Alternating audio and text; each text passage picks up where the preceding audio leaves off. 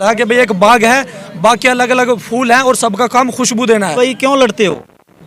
सबका खून मांस एक ही है, सब इंसान बराबर होते हैं। नाथ संप्रदाय तो यही इसी चीज़ का प्रचार करती है। धर्मों को इकट्ठा करना चाहते हैं हम लोग, भाईचारा बनाना चाहते हैं। और इनकी मस्जिद है तो हमारा मंदिर भी वहीं पे है। तो जो होते हैं ना वो सबके लिए होते हैं, वो किसी एक धर्म एक जाति के लिए नहीं होते, वो सबके लिए होते हैं। मरीजों के विश्वास का दूसरा नाम एसएमएसजी हॉस्पिटल रोहतक गेट। एक बार सेवा का मौका अवश्य दें। नमस्कार दोस्तों, मैं हूं आपका दोस्त विनोद शर्मा और भिवानी के महाराणा प्रताप जो चौक है, हांसी गेट जिसे बोलते हैं, वहां मैं खड़ा हूं। फिलहाल एक यूनिक तस्वीर आपको दिखाई देगी। महाराज जी हैं और साथ में इनके खड़े हैं ये नदीम भाई हैं। और फैन जिस तरीके से मैंने शुरुआत में बताया कि खुद अकबर महान बोला जाता है, वो खुद फैन थे महाराणा प्रताप के अपने तरफ से, चाहे बेशक लड़ते हों। मुगल खुद फैन थे उनके, क्योंकि जिस तरीके से शख्सियत थे, जिस तरह की महान शख्सियत महाराणा प्रताप, तो हर कोई उनका फ़ैन होगा।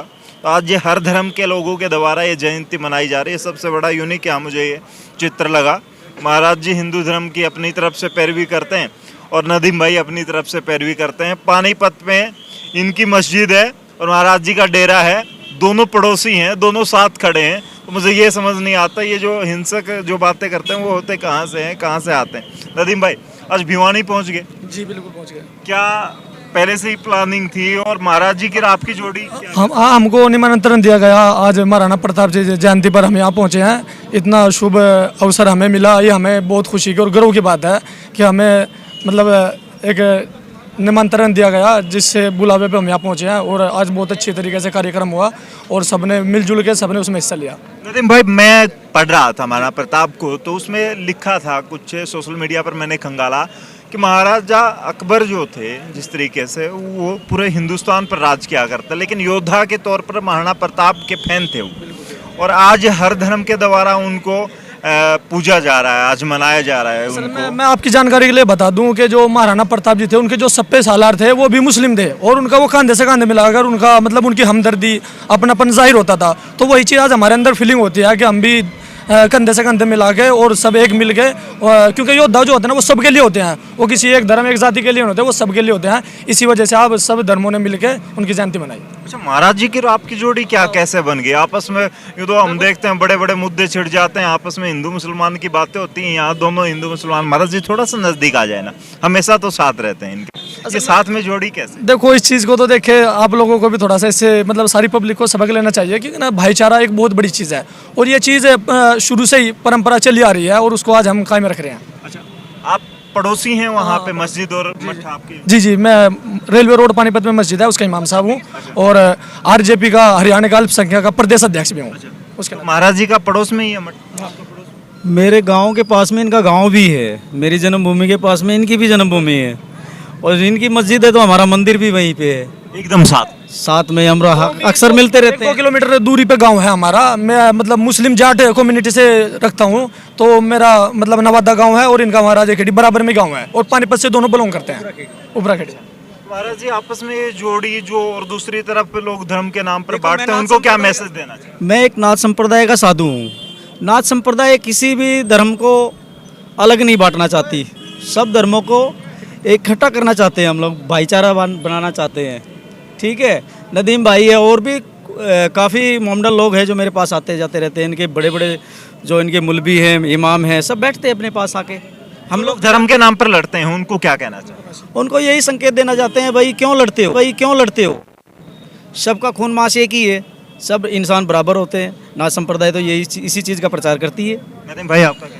बस मेरा भी ये कहना है आपस में मतलब भाईचारा, और ये चीज़ मतलब दूसरों के लिए भी एक इबरत हासिल होनी चाहिए कि भाई सब मिलजुल के ही रहे और यही हिंदुस्तान की और हरियाणा की यही पहचान है। अच्छा, आप सब लोग पानीपत से आए हैं? ये पूरा दल पानीपत? हम कुरुक्षेत्र से आए हैं। अच्छा, कोई जगह से राणा प्रताप ने एक इंसानियत की और एक धर्म की लड़ाई लड़ी थी और राणा प्रताप का त्याग, बलिदान और शौर्य तभी याद किया जाता है और उनके इतिहास आज भी पन्नों में अमर है। और उन्होंने किसी एक विशेष जाति या विशेष धर्म के खिलाफ नहीं लड़ा, वो संपूर्ण देश के लिए और इंसानियत के लिए लड़े।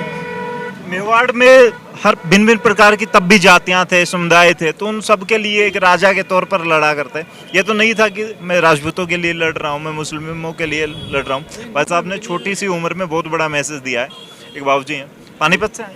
मैं अम्बाला से आया हूँ और ये जो प्रोग्राम किया है, हम कमेटी बनाई थी। मेरे बाबूजी हैं, हमारे से सीनियर हैं, श्याम सिंह राणा जी हैं, एक्स MLA हैं और मंत्री भी हैं। हम सब ने भाई शेर सिंह की प्रेरणा ली।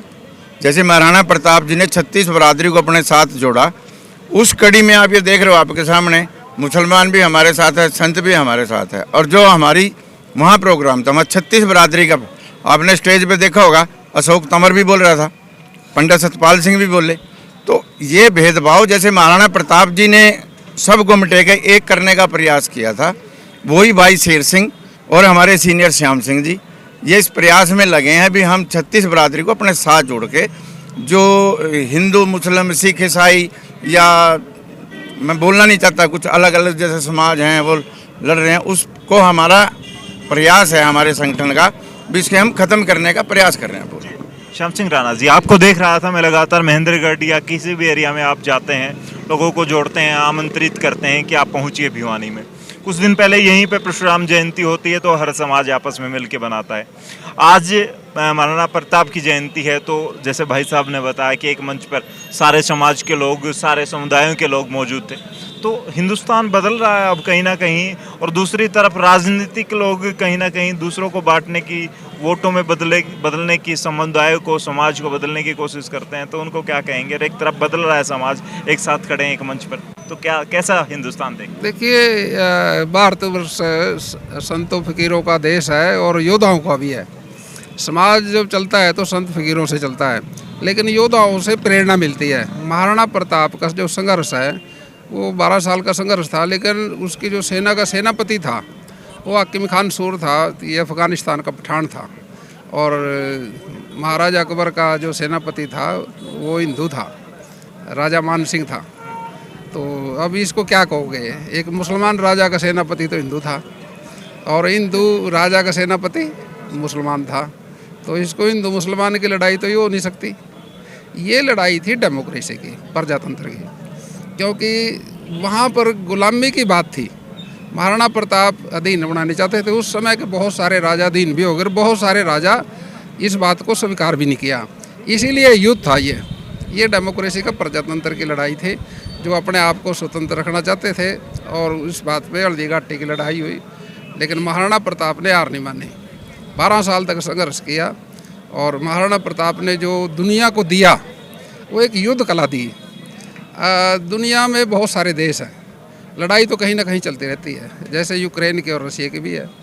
बहुत साल पहले अमेरिका की और वियतनाम की लड़ाई चली थी 20 साल, और 20 साल के बाद वहाँ से अमेरिका को बैरंग जाना पड़ा। लेकिन जब वियतनाम के प्रधानमंत्री राष्ट्रपति से पूछा भाई आपकी जीत के क्या कारण है, तो उसने एक ऐसी बात कही जिससे हर हिंदुस्तानी का फ़क्र से सिर ऊंचा होता है। उसने क्या कहा था, भी मैंने एक राजा की जीवनी पढ़ी, वो हिंदुस्तान का राजा है और जिसका नाम महाराणा प्रताप है। उसने अपने काल में अकबर से लड़ाई लड़ी थी, जिसका क्षेत्रफल 3 लाख किलोमीटर का था और महाराणा का 3000 किलोमीटर का था, और उसने हार नहीं मानी। जिस युद्ध कला से उसने युद्ध लड़ा था, उसी युद्ध कला से हमने अमेरिका के साथ लड़ा और हमारी जीत होगी।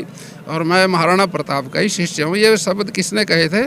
वियतनाम के राष्ट्रपति ने। तो दुनिया के अंदर महाराणा प्रताप की युद्ध कला को पसंद करते हैं जितने भी सेनापति हैं दुनिया के। तो इसलिए उन्होंने ये युद्ध जो लड़े, ये 36 बरादरी को लेकर लड़े, क्यों इसमें आप देखते हैं अभी मुसलमान भी थे, हिंदू भी थे। बादशाह था, वो बहुत अमीर आदमी था, लेकिन उसने मंदिर बनाने के लिए पैसा प्रयोग किया था, एक मंदिर भी बनाया। लेकिन उसने फिर समझ आई बात की भाई ये पैसा हमने स्वतंत्रता की लड़ाई में महाराणा प्रताप को देना चाहिए। उसने दिया और उसका फ़ायदा भी हुआ। तो इसलिए आज हमने बादशाह को भी याद करना चाहिए। और हमारे जो राजा थे, राजा राम शाह तोमर, वो ग्वालियर के राजा थे। विश्व के अंदर ऐसा उदाहरण कहीं नहीं है जैसे राजा राम शाह की 3 पीढ़ी 3 घंटे में ख़त्म हो गई। ऐसा ना तो महाभारत में ना पहले किसी युद्ध का वर्णन है। तो इसलिए लोगों ने इसमें अपनी पीढ़ियाँ खपा दी और 36 बरादरी के लोगों ने अपने प्राण दिए। इसलिए शेर सिंह जी का एक विचार आया भाई महाराणा प्रताप की जयंती सर्व समाज ने बनानी चाहिए, और आज उसकी शुरुआत हुई। लेकिन वो स्टेट लेवल की जयंती हम पहले भी मना चुके हैं, आगे भी मनाएंगे, लेकिन सर्व समाज को साथ लेकर मनाने का प्रयास करेंगे। और जो आज सफलता मिली यही आधार था सर्व समाज का। तो सर सिंह राणा भी मौजूद हैं, उनसे बात करेंगे, एक जानेंगे। हमारे विनोद जी हैं, थम्बड़ से आए हैं, अम्बाड़ा जिला से। जी देखो एक छोटी सी बात मेरे दिल में आ रही है तो मैं शेयर कर दूं उस बात को। देखो ये एक बागीचा है, इसमें तरह तरह के फूल हैं। ये एक बागीचा है, जितना हम यहाँ सारे खड़े हैं, फूल चाहे वो गेंदे का हो, चाहे गुलाब का हो, चाहे किसी का वो सारे फूल मतलब जो है ना फूल, उनका काम है खुशबू देना। ऐसे सारे इंसान हैं, सबका काम मतलब चाहे वो किसी भी तरीके से मतलब भगवान की वो करे या अल्लाह की करे, किसी की करे, सबका काम पूजा पाठ करना है, चाहे वो संत हो, चाहे मौलवी हो, चाहे पंडित हो, कोई भी हो। तो ऐसे ही है, सारों का काम है भगवान की पूजा करना। ऐसे ही कोई किसी हाल में कर रहा है, कोई किसी हाल में कर रहा है, लेकिन है एक ही और काम वो एक ही है। जैसे मैंने आपको मिसाल देके बताया कि भाई एक बाग है, बाग के अलग अलग फूल हैं और सबका काम खुशबू देना है। इसी सब जितने भी आदमी हैं सबका काम मैसेज देना यही है कि सब भाईचारे से रहें और सब परमात्मा का नाम लें। जी नदीम भाई ने कहा कि यार फूल हो तो खुशबू फैलाइए ना, क्यों बिना बात एक दूसरे को बांटने की कोशिश करते हैं। दूसरे अस्पताल में बहू का उल्टा बच्चा बता दिया, हम तो सारे डर गए। उसके बाद में मैं शंकर गिरी हॉस्पिटल में आ गई और मुझे वहाँ पर नॉर्मल डिलीवरी हुई है। मैं और मेरे बच्चे दोनों ठीक हैं। मरीजों के विश्वास का दूसरा नाम SMSG हॉस्पिटल रोहतक गेट। एक बार सेवा का मौका अवश्य दें।